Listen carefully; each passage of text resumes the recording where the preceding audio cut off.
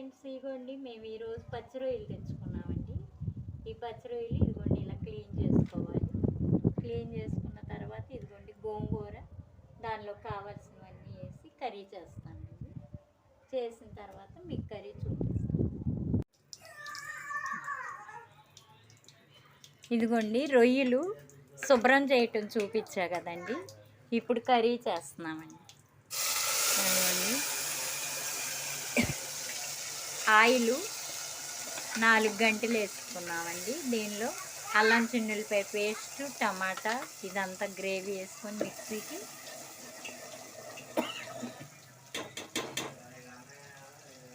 తాలింపు చేస్తున్నామండి.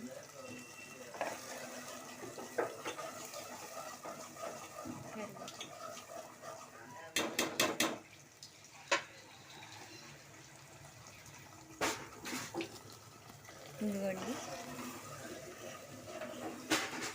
తాలింపు చేస్తాము. దీనిలో ఇప్పుడు కొంచెం ఫ్రెష్గా కరివేపాకు కడుక్కొని వేసుకోవాలి.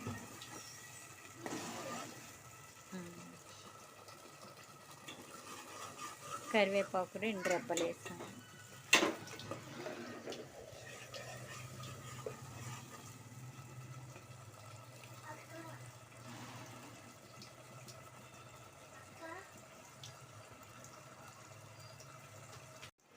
రొయ్యలెట్ట బాయిల్ చేసుకొని కొంచెం పసుపు ఉప్పు వేసి బాయిల్ చేసుకున్నామండి. దాన్ని తాలింపులు వేసేస్తాం.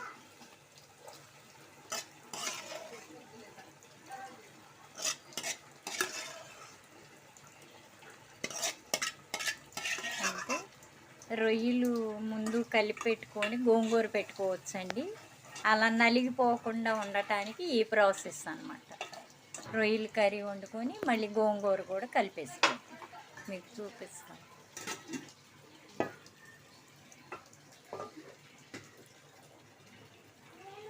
ఇదిగోండి గోంగూర వేరుగా గోంగూర కూడా ఉడికించేసుకొని మెదిపి పక్కన పెట్టుకున్నామండి. మళ్ళీ 2 కలిపేటప్పుడు నేను మీకు చూపిస్తాను.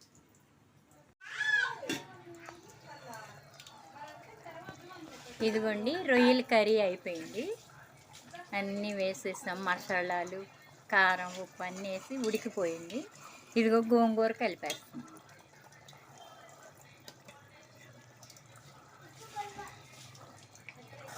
ఆ గోంగూర అందులో వేసి కలిపేసాం. ఇది ఒక ప్రాసెస్ అండి. రొయ్యల్లో పెట్టి ఉడికిస్తారా, అది ఒక ప్రాసెస్. ఇదైతే రొయ్యలు చిదిరిపోకుండా ఉంటాయి అన్నమాట, నలిగిపోకుండా. రొయ్యలు గోంగూర రెడీ. మంచి వాసన వస్తుందండి. ఇంకా మనం అన్నంలో వేసుకొని తింటమే, టేస్ట్ చేసుకోవాలి.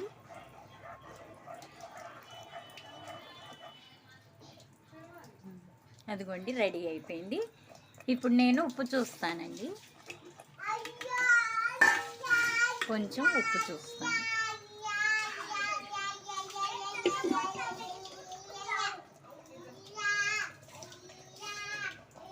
సరిపోయిందండి. కొంచెం ఉప్పు పట్టిద్ది. కొంచెం ఉప్పు వేసేసి మనం తినటమే ఇంకా అన్నంలో వేసి.